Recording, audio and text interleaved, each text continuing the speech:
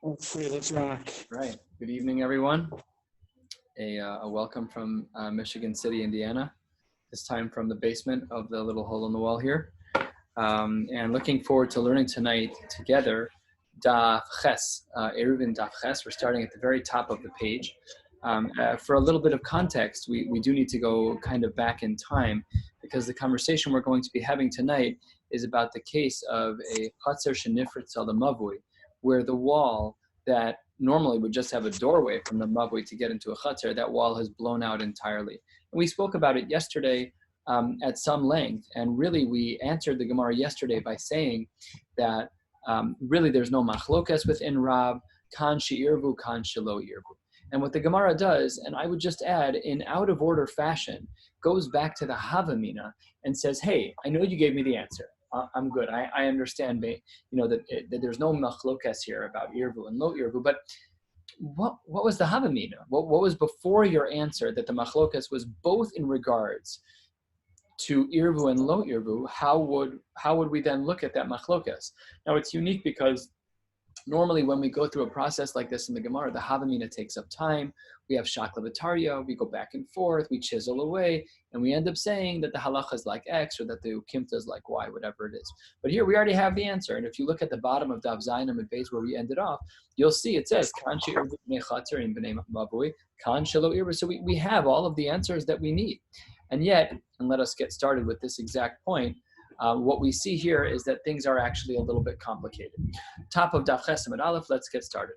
Ulamai desalik adaitin me'ikara, vein she'irvu uvein shelo irvu pligi. Our Havamina was that there was a machlokes. So then how did that play out? Be'irvu b'mai pligi. What were Rav and Shmuel arguing about had it been that there was an eruv? And b'shelo irvu b'mai pligi. And what would they have been arguing about without an eruv? We know the answer now. We know that there is no machlokes. But what would have the machlokes theoretically been? So it says the Gemara as follows. B'shelo irvu, when there was no eruv, again, the case is a chatzer shenifritz al mavui, where the wall that separates a mavui and a chatzer is totally broken down. So it says the Gemara as follows: B'shelo irvu, pligi b'nirami bachutz v'shavim bifnim. Now, from the outside, nirami bachutz, if I'm standing in the Rishus HaRabim looking into this mavui, I may be able to see that the entire wall is broken midway down the wall. But if I'm inside, if I am shavim bifnim, if I'm standing at one point in the eruv, not near the chatzer, because I have a much narrower angle of vision. So if I'm looking at this wall on my side, if it's 50 feet down, I can barely see that there's a crack in the wall. If I'm standing close to my wall, it's hard to tell. So when I'm looking down the mavui wall, if you can imagine two walls of a mavui shooting out this way, and I'm looking down the mavui wall, and over here down on the right side, it's a chatzer shenifritz al mavui. So it might be hard for me to see because I only have as wide as the mavui is. That's my angle. I'm not going to be able to see everything. So that, the Gemara says, is where there was a machlokes b'shelo irvu, without an eruv, where Rab would say aser and Shmuel would say mutter. Namely, is the carrying in there, is there enough of a heker? Does it look enough like a mavui that has an eruv? Yes or no? That's a machlokes. And be'irvu, what about a case where there would have been an eruv? Where would they theoretically have argued? Rav and Shmuel, again in the case of chatzer shenifritz al mavui, says the Gemara, be'irvu kamiflagei b'de Rav Yosef. They were arguing about a case of the opinion of Rav Yosef. Now, historically speaking, we know that Rav Yosef was a 3rd century Amora, and Rav and Shmuel lived before then. So the Gemara doesn't mean to say that Rav Yosef was really a part of this conversation. That's not possible. All they're saying is that the content of what Rav Yosef is saying is what theoretically Rav and Shmuel could have been arguing about had there been an eruv. How did that case look? Dama Rav Yosef lo shanu ela shekala le'emtza rechava aval kala letzidei rechava aser. So here what we have is as follows. When do we say that there's a machlokas that Rav and Shmuel at least argue? So that's when it's kala le'emtza rechava, when, as we spoke about the other day, when the mavui walls kind of break and you get into this new section, this empty space that we spoke about yesterday, or even on Shabbos, called a rechava, this wide open space. Aval, says the Gemara, kala letzidei rechava aser. But had it been that the walls completely jutted out, and then from the mavui, and then they jut out on both sides, and then in that case, that's a different case entirely, and there we would have said that it's aser, and that's the case of irvu where they would have had an argument about kala letzidei rechava aser. Amar Rabba, and Rabba qualifies this line of Rav Yosef. This works in the timeline because Rabba lived right after Rav Yosef. What does Rabba have to say? That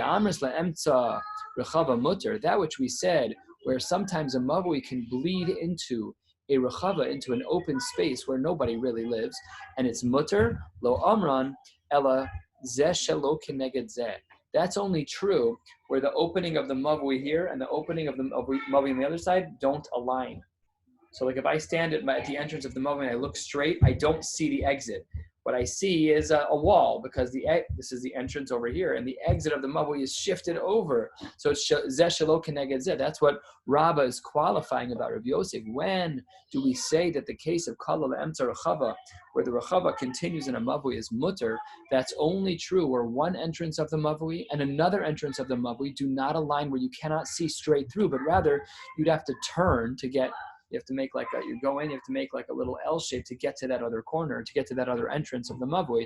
So that's what the Gemara says here in the name of Rabba. Hada amras la'emtza rechava mutter lo amran elash zeh shelo keneged zeh aval zeh keneged zeh. But had it been that the mavui was straight through with the rechava in the middle, no, that would not work. That would not work. That's considered problematic. And still more conditions on this idea. Amar Rav Mesharshia, hada amras zeh shelo keneged zeh mutter. When we said that the two entrances of the mavui that don't align, and that therefore that it's mutter in this case, lo amran ela rechava de Rabin. That's only true when there is a rechava of the Rabin. Aval rechava de yachid. However, when it comes to a rechava that's only used by one person, that won't solve any problems for us. Why?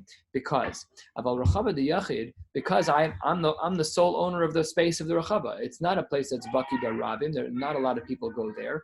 Why is this place of a yachid different? Because I own it and I can build houses whenever I want. If I have an opportunity to make a buck, I may build an apartment building and start selling them. Says the Gemara, Zimnin demim lachala. Maybe I'll change my mind as the owner of the property. Ubani labatim, and I'll build my own houses there. And it'll be like one of those scenarios where it's kala letzidei rechava, where the mavui and the rechava interact in such a way where it would be problematic, and therefore, if a yachid owns that property, owns the rechava, then there would be no heter, even if the two entrances of the mavui were off-center, even if they were. So that's another caveat, a lot of different caveats here. And right now we're 1/3 of the way down on Daf Ches Amud Aleph, and we are at the first of the longest lines.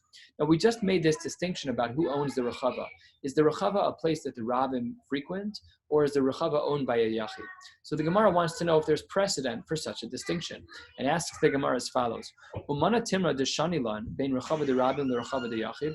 How do we know that there's a distinction between a rechava that is owned by the public, not owned, but a rechava that's utilized by the public, versus one that is a rechava de yachid? Says the Gemara, because of the following case scenario. To Amar Ravin bar Rav Ada, Amar Rav Yitzchak, their following story took place.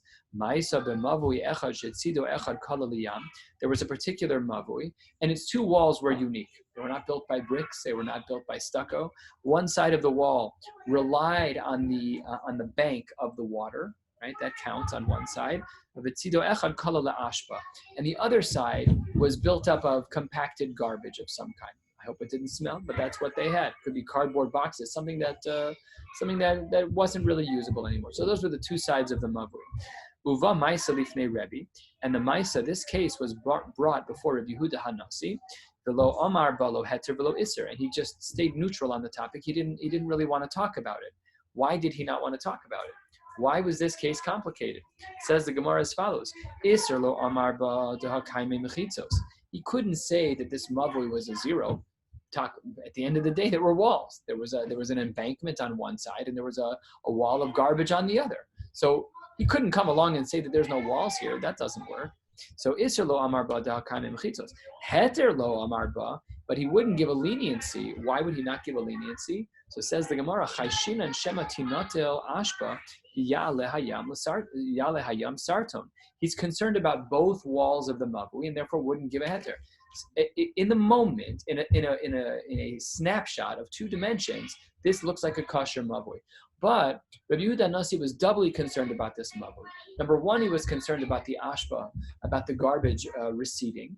And number two, On the other side, on the water side, he was concerned, v'ya'aleh hayam sirton.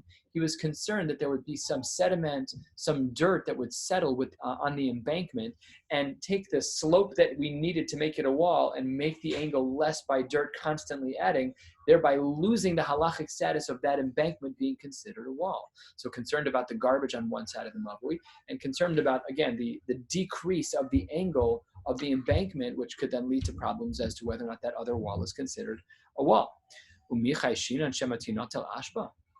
Are we really so concerned about the garbage? Now remember our question that we started with here, which is, where's our precedent to distinguish between Rabbim and Yachid by the Rechava? Now the case of Rabbi was Rishus HaYachid, Midorais at least, because a Mavui is obviously not a Rishus HaRabbim Dorais, as we established on Daf Vav on Shabbos. So it says the Gemara as follows, you're concerned that the wall is going to have this receding of garbage? Ashba Birshus HaRabbim. All right, we have our distinction already. Let's see how it plays out. Ashba birshus harabim. When we have garbage in a public place, gavoa yud tfachim, and it's in fact 10 tfachim tall. Chalon she'al gaba zorken la b'shabbos. When we see that there's a space that's on top of it, it's considered a reshus hayachid, and from within the reshus hayachid to that reshus hayachid, it's going to be permissible. Alma, what do we see? We see this distinction, shani bein ashba derabim le ashba deyachid. We see there that this case of Ashba de Rabim here, where we don't assume that there's going to be a recession, a receding line of the Ashba. We don't assume it's going to be ruined and become part of the Rishus HaRabim again. We assume it's going to stay 10 Tvachim. If we were concerned about it, then we shouldn't have said that that space is a Rishus HaYachid. Maybe we should have been concerned that it was going to become a Rishus HaRabim. A few pieces of garbage fall out today, a few more tomorrow. Your 10 Tvachim becomes 9. And then if you have a little mound of garbage in a Rishus HaRabim that's only 9, that's Rishus HaRabim. But the fact that it stayed 10 and we weren't concerned about it means that we're not concerned about the receding of garbage. So therefore, says the Gemara, Alma, what we see from these two contrasting sources, one with Rabbi and one with this new Mishnah that we just saw here about the Ashba and Rishus HaRabim, we see a distinction between Ashba de Rabim le Ashba de Yachid. Hachanami, here too, by our case of Rechava, and this is the precedent, and here's our connection back to our question and our answer. You said in the Gemara that we have to make a distinction as to how the Rechava is used. If the Rechava is used by the Rabim, then the halacha is X. If the Rechava is used by the Yachid, then the halacha is Y. Where do we get that distinction from? From Ashba, Hachanami, here too, Shani bein Rechava de Rabim le Rechava de Yachid. Beautiful. So that's how the Gemara frames out this precedent. How do the Chachamim paskin in Rebbe's case in regards to this case of the Mavui, where one side is the Yam and one side is the Ashba? So it says the Gemara, two different approaches, but halachically with the same conclusion based on the Amoraim. Let's see. Says the Gemara, B'Rabbanan Mai, halfway down, Daf Ches Amud Aleph, Amar Rav Yosef bar Avdimi, Tana, the Chachamim Osir. He says, no, the Chachamim say that it's forbidden to use such a thing. Amar Rav Nachman and Amora comes along and says, Halacha Kedivrei Chachamim, that we paskin like the Chachamim L'chumra, that we're not allowed to do this in the cave. We're not allowed to use this mavui that Rebbe was hesitant on using. So that's one version. But there's another version of the sheet of the Chachamim. Ika de Amre, there are those who write, Amar Rav Yosef bar Avdimi, Tana v'chachamim matirin. No, they looked at Rebbe's indecision and said, no, we're going to be lenient in this case. And what does Rav Nachman say to that? Previously, he said the halacha is like the chachamim l'chumra. So here he says, Amar Rav Nachman, ein halacha k'divrei chachamim. Here they're being too lenient. Basically, l'maisa, Rav Nachman paskins l'chumra. However we interpret the sheet of the chachamim, he is going to be machmir. Now there is a little bit of a kasha on this sheet of Rav Nachman. You want to be machmir, but there's really no precedent in the Tanaim to be machmir. If you're going against the Ika de Amre. The Ika de Amre says that really the Chachamim said mutter and Rabbi Yehuda Nasi was indifferent. So then where do you get away by saying that we're being machmir? You want to say it's a chumrah, that's fine. But if it's ladina, that the halacha is like the Chachamim, halacha is not like the Chachamim, it's very difficult to find a precedent for Rav Nachman within the Ika de Amre. Nevertheless, Rav Nachman was certainly of the opinion that a mavui that was made of one wall that relied on the embankment of a body of water and another wall made of garbage, so the din is that mavui is not kosher. That's how Rav Nachman paskin. Continuing in the Gemara, a little bit more than halfway down, Mereimar pasikle lesura beuzli Omar chayshin and shema ya'ale hayam sirton. He was in fact concerned about this embankment issue. We will be learning about this in this Masechta, I think very soon. I don't remember what daf it's on. About how steep an angle has to be within water in order for that to be considered a wall. But we're going to learn about that. But because we were concerned about that, Chashin and Shema Ya'ale Hayam Sirton, he used to put these nets in that would basically maintain a wall shape at a certain angle, and that would prevent any halachic issues of sediment settling in such a way, whatever the system was, it would prevent the dirt from settling in such a way that it would ruin the angle of the embankment. The Gemara now goes back to a case that we had learned about before. Hahu mavui akum dehava besura. We spoke about this already. A mavui akum is a mavui where you enter here, and when you get to the middle, you can mamish turn left or right and exit into a different reshus harabim. So that's how that's a mavui akum. We've seen this now 3 or 4 times. That's mavui akum, turns left or turns right. Karuch budya osivu be'akamumise. So here's what happened. They wanted to take a budya as a mat. They wanted to roll up a mat. I'm just picturing in my head like a yoga mat, something along those lines. And they wanted it to function be'akmimuse at the turn, at the bend. You walk in and you're about to turn left. Right there, they wanted to put in a lechi. And they wanted the lechi to be made out of this mat. So says the Gemara as follows. Amar Rav Chizda halo kerav velo keshmuel. This follows none of the shitas that we've learned previously in regards to a mavui akum. L'Rav damar tarasu mefulash, according to Rav, who says that a mavui akum is a mavui that's mefulash, but still at that turning point he doesn't require a lechi. Tzuras hapesach by, he requires a tzuras hapesach. So this example of the mavui akum in surah with the mat, with this pretend lechi, that for sure doesn't make sense according to Rav. L'Shmuel damar taraso kesasum, and according to Shmuel, who says that when you make that turn in the mavui, that either left or right turn, we'll just use the example of left. When you make that sharp left, no, that's like a different, that's like it's sasum already. Hani mili lechi ma'aliyah. And then all you're going to need is going to be a lechi. But this whole thing about a korah doesn't make any sense according to either shita. Aval hai, you who said that you wanted to use this lechi, aval hai kevan denashi bezika v'shadi leilo klumi. The wind is going to come, it's going to knock it over. It's a zero. You haven't done anything in this mavui. What's with the mat? What are you doing there? It says the Gemara, if in fact you took a nail of some kind and you screwed it into the wall, you nailed it into the wall, then this lechi would be considered appropriate and would be functional at the very least for the shita of Shmuel, who allows for either a lechi or a korah. We're right now at the 2 dots, and we're going to be spending the next chunk of time trying to understand what the chiddush of Rav was in the case that we saw, and the case that we're going to be dealing with again, and again we've done this multiple times over the last couple of days, is the case of mavui shenifratz b'milua lechatzer, where the mavui wall blows open into a chatzer. And Rav is the one who taught us this din. Let's just do a review. Gufa, Amar Rav Yirmiyah bar Abba, Amar Rav, mavui shenifratz b'milua lechatzer, b'nifratz hachatzer kenegdo. Let's say that a mavui, its wall fully opens up into a chatzer, the nifratz a chatzer kenegdo, and now the chatzer is totally opened up to the mavui. Says the Gemara, chatzer muteres, it's still permissible to carry inside the chatzer, but umavui aser, meaning we're kind of falling back to our default. A chatzer, we assume that a chatzer is going to be mutter. A mavui, we first and foremost assume that a mavui is aser until further notice. So that's basically where we are, and this was the case of Rab. So Amar le Rabba bar Ula le Rabbi bar Abaye, I have a question for you. Rabbi, lo mishnasenu hizu. This din of Rab to teach me that the chatzer is mutter to carry in, and the mavui is aser to carry in. Didn't we already learn that in a Mishnah? Namely, what's Rav's chiddush? That question you're going to hear over the next many minutes, many times. What is Rav's chiddush? What does he do? Why do I need him? I have a Mishnah. What Mishnah do I have? Says the Gemara. Chatzer tana shenifritz alagdola. A similar case, not identical, but similar. If you have a small chatzer that opens up into a larger one, so what's the halacha? Gdola muteres, uktana asura mibnei shekipizcha shel gdola. We don't allow the small one, but we do allow the larger one. So says the Gemara, that seems pretty similar to our case of Rav. So why do we need Rav's case of the mavui that blows open into a chatzer? Why do I need that? I have the case of chatzer ktana and chatzer gdola. So says the Gemara, no, you don't. Amar le, Rabba bar Ula asked this question to Rabbi bar Abaye. So Rabbi bar Abaye says back to him, Amar le ime hasam. Had we learned the case of Rav from the case of Chatzer Ktana and Chatzer Gdola, we would have made an error. Ime Hasam, Havamina, Hani mili hecha de lo kadar rabim. I might have thought that that was only true where there aren't a lot of people. But I made a havamina abal hecha de kadar rabim ema afilu chatzer nami. Then maybe we would have made the error in assuming that even the chatzer by Rav's case would also have been usher if there was a place where there were a lot of people around. Kamash Malan, we need the shita of Rav to teach us that case to make sure that we don't make the error in assuming that that the din of the chatzer, in this case of a broken wall, would change whether or not there's a lot of people. Rav's chiddush is nothing changes in that case. The chatzer, no matter how many people are there, you're allowed to carry there.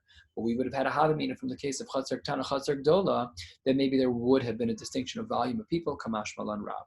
And that's what Rav taught us. Says the Gemara, but even that idea, the idea that the chatzer is going to stay without distinction between Rabbim and not Rabbim, even that we learned already. V'hanami tanina, chatzer sheharabim nichnasin lo bezu v'yotzen lo bezu, rishus harabim l'tuma, rishus hayachid l'shabbos. We see that by Shabbos, that even when there's people, that it's still a rishus hayachid, and just like the chatzer would be allowed to carry. So again, you initially wanted to tell me that I needed Rav to make sure that I knew that the chatzer was a place to carry even when there's Rabbim. I don't need Rav for that. Look at this Mishnah. Rishus hayachid l'Shabbos, even though what? Even though it's Rabbim, even though there's a lot of people there. Says the Gemara again, we still need Rav.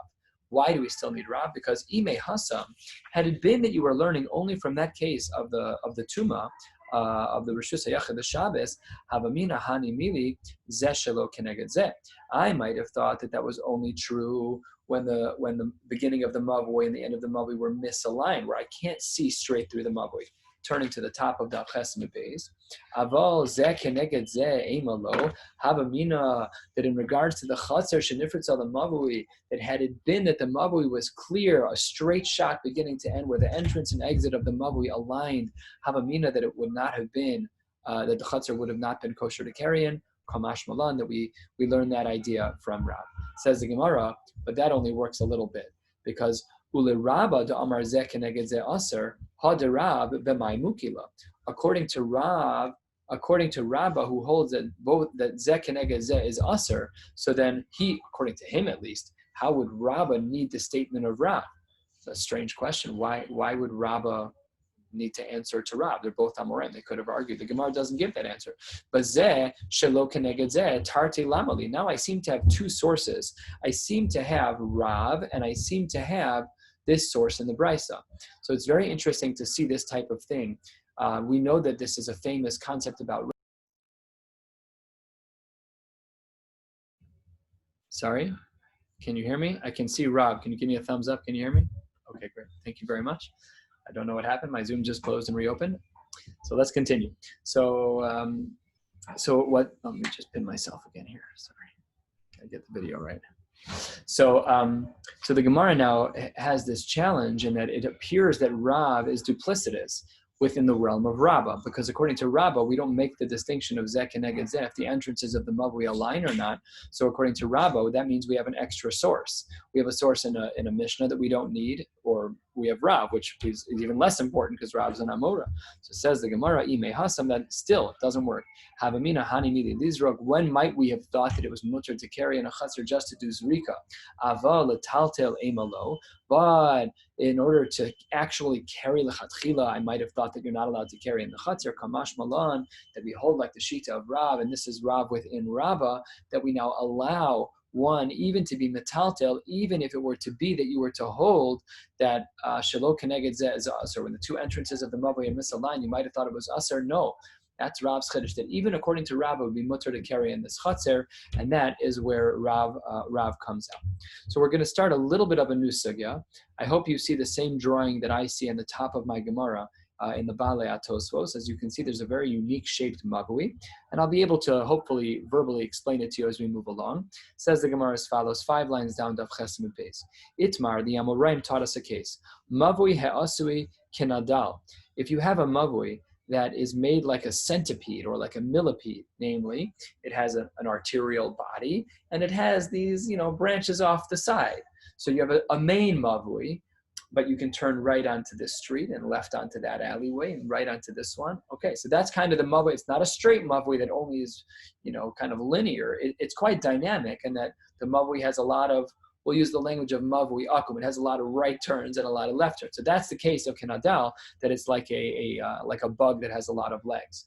So says the Gemara, in the case of that it's asui kinadal, well, how do we make it mutter to carry throughout this uniquely built mavui of like an adal, where you have a main arterial place of the mavui with a lot of side alleys of the mavui where people want to carry also, side mavuis. So it says the Gemara as follows, here is how we make it mutter to carry there. Amar Abaye, Osetzuras HaPesach Legadol, V'hanach Kulhu Mishtere Belechi V'Koreh.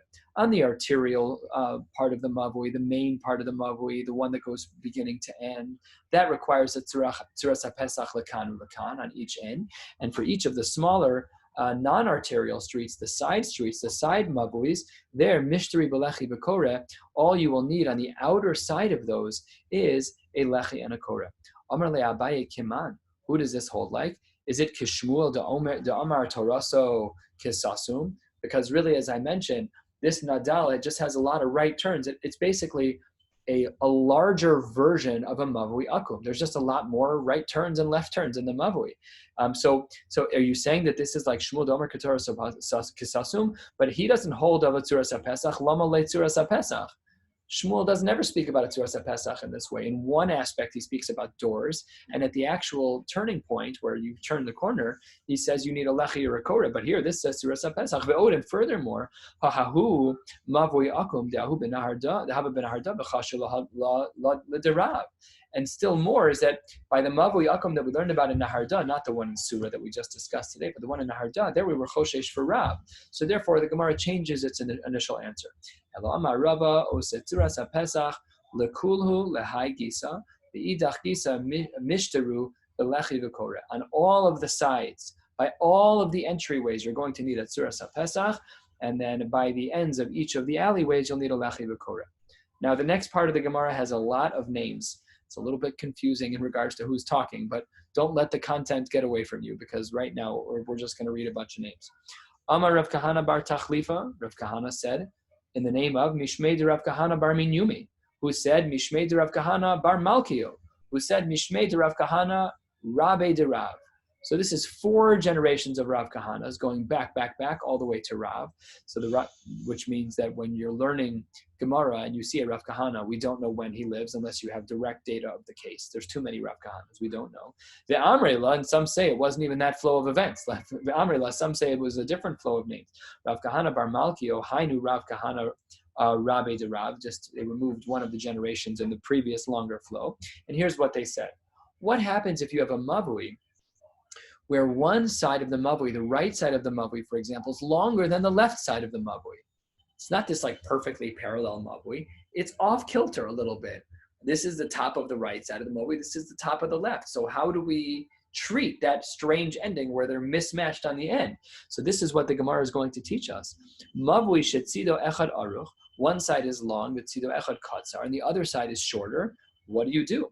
So if the distinction between the right and the left in length is pachos mi arba, if this gap between the right and the left is less than 4, so then the Gemara says, meniach esakor be'alachson. You're allowed to put a beam or a rope on an angle on that 4. It's going to be, let's say again, you've got this the right side's longer, so you run an angular koreh from the shorter to the longer. So that's what the Gemara says if it's less than arba amos. Pachos arba amos maniachas akora be'alachson. Arba amos. What if the distinction between the length of the right side and the length of the left is more than 4 amos? Eino maniachas akora ela keneged akatzer.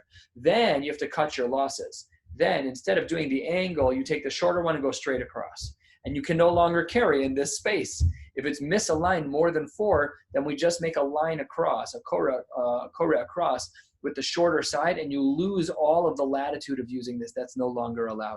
So that's what the Gemara says. Again, we're in the middle of Daf Chesam and Beis, in the middle of all the Rav Kahana discussions. Says the Gemara, that's only true according to Rav Kahana. Rava Omar, echad zeh ve'echad zeh, eino meniach es hakoreh lekeneged hakatzar. Rava does not allow for using a koreh on an angle. You always rely on whatever the shorter wall is. So let's say you're off by an amma. Doesn't make a difference. The line would go this way, and you lose all this extra space above the line in the mavui. So again, mavui, you're taking an aerial view of a mavui. You're looking down from a drone. So here's your mavui walls. and you see that one wall is longer than the other. So when it's less than 4 amos, Shita number 1 allowed the angular line between the shorter and the longer. Rava says, no way. I don't care what the length of the difference is between the right and the left wall. You always go straight across. And that's this Rava here, middle of the page, Chesem and Beis, Rava Amar, we always go the short route. And he adds in, Rava gives a lot of color to his Shita. I'm going to tell you my reason why I don't allow for the angular koreh, and I'm going to tell you their reason. What's my reason why I don't allow the angle koreh? Koreh taima mai mishum heker. V'alachson lo have a heker. When it's on an angle, it just looks like another wire, but a heker has to be straight. This is his shita. We can get into the lumdus and the rishonim at another time. But why he assumes it on an angle that it doesn't function as a heker is a great question. Nevertheless, it is certainly the case. I remember when I was in Kolel in camp, that we did not follow. I remember seeing things that did not look good like this. We would see korehs on a tall angle as a mechitza would crawl up a hill. So that could be problematic according to this shita. Maybe it's only true in this type of mavui. Let's continue. So he says that his reasoning is because of heker. What's the reason why they do allow it? Because koreh mishum mai. Why do we need a koreh? Says the Gemara mishum mechitza. Nami have a mechitza. When we're treating a koreh as a mechitza, so then everyone agrees that it's going to be. Everyone agrees that the mechitza counts. So if the reason why you have a koreh is because of mechitza, so then we allow it to be done on an angle. And that's why Rav Kahana allowed it. But Rava says it's not because of mechitza, it's because of heker. And because it's of heker, there is no heker on an angle. Says the Gemara, Amar Rav Kahana, Holu shmaitis sadikahanehi, ema b'milsa. The last of the Rav Kahana says, my name has been mentioned so many times, all the previous generations, I should at least have a say in the matter. What does he say? According to the Shita of Rav Kahana, that allows placing the korah on an angle when the difference between the right wall and the left wall is less than 4 amos, lo amran, ela she'ein be'alachsono yoser me'eser. That's only true when the length of the korah is less than 10 tfachim. That's less than 10 amos, when it's less than 10 amos. But if it were to be longer than 10 amos, he's qualifying the scope of the machlokes. We might have thought that Rav Kahana, the initial list of Rav Kahanas, was going to take this all the way to the nth degree. It could be 50 amos across. We don't care. Angles are fine. Says this last Rav Kahana in the chain says, no. Even the chain of Rav Kahanas would agree that it's only permissible to do this when the koreh is less than 10 amos. Ibayalahu, a new question, and this will take us to the end of today's learning. It'll bring us to the fourth line before the end of the page. Let's finish up. The Gemara asks a question. Let's say that you have a mavui, and at the end of the mavui you have a koreh. The Gemara here points out, the Meforshim point out, lav dafka, that this is connected to our previous cases. We're asking a new question. You have a koreh at the end of your mavui. Are you allowed to sit directly under it? Yes or no? So that's the Gemara's question here.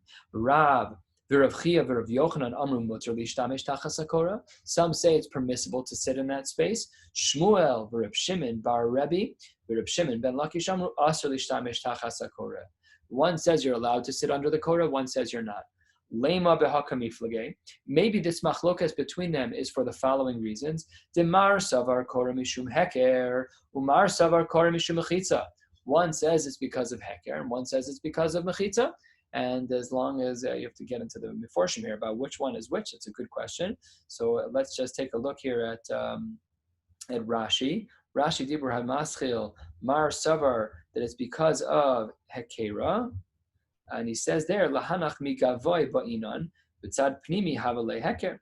You're allowed to sit under it because the outside of it is going to be the dropping point. But if it's a mechitza, so then it is a wall itself, and therefore you cannot sit under it. Says the Gemara, no, I don't accept the distinction of heker versus mechitza as to whether or not you can sit under a korah. Says the Gemara, lo, tekule alma korah mishum heker. Everyone agrees that the reason why we have a korah is because of a heker.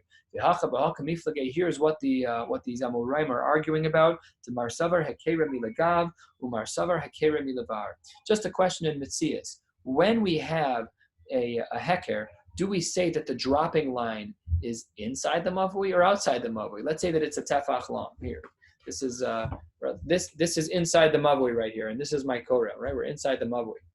So this is a tefach wide. Is this the Koreh, or where does the line drop from? So if it drops right here, mamish at the outside line, then you can live under the Korah. And if it drops on this side, then you can't live under the Korah. That's not acceptable. So that's what they're arguing about, is a question in halachic reality about where the theoretical lines would drop from the Korah. Is it internal to the mavui, in which case being under the mavui, under the Korah is problematic, or is it to the outside of the mavui, toward the Rishus HaRabim, in which case you can be under the Korah? Says the Gemara, V'ibai Sema, I have still a third answer for you. And with this, we'll wrap up tonight to Kulei Alma Mishum Mechitza. This is the other side of the coin. All right, we've seen this machlokes already a number of times. Do we have the Koreh in our Mishnah that we started with in the Masechta and Daf Beis? Is that because of Heker or because of Mechitza? Here we see this yet again. V'ibai Sema to Kulei Alma Mishum Mechitza. Everyone agrees it's because that it's really because of Mechitza. V'hacha b'haka miflageh. Mar savar chudo pnimi yored v'sosem, umar savar chored hachitzon yored v'sosem. We have a principle in halacha called pi tikra yored v'sosem. The way that pi tikra yored v'sosem works is, if you could just imagine for a moment that this roof is sitting on top of 4 pegs. Halacha is that you're allowed to carry on it, because we have a din called pi tikra yored v'sosem, where the edges of each of these walls are imaginarily dropped down, in which case you're allowed to carry inside of that thing. So when you have a Koreh, similar to the previous answer, though the previous answer was in the frame of Heker, but here within the realm of Mechitza, we're asking a very halachic question of how does pi tikra yored v'sosem work when it comes to a Koreh? Does it work on the inside from the inner edge, or does it work from the outer edge? So the Gemara here presented 3 different answers about whether we can sit under a Koreh. One is Heker versus Mechitza, and the other is all within Heker, and within Heker, inside or outside. And the other answer is no, it's all within Mechitza. Is it inside or outside where the lines drop? We're going to stop here for tonight. And Yirtzeh Hashem will pick up tomorrow night with Daf Tes Amud Aleph, starting 4 lines from the bottom. Wishing you all a beautiful night.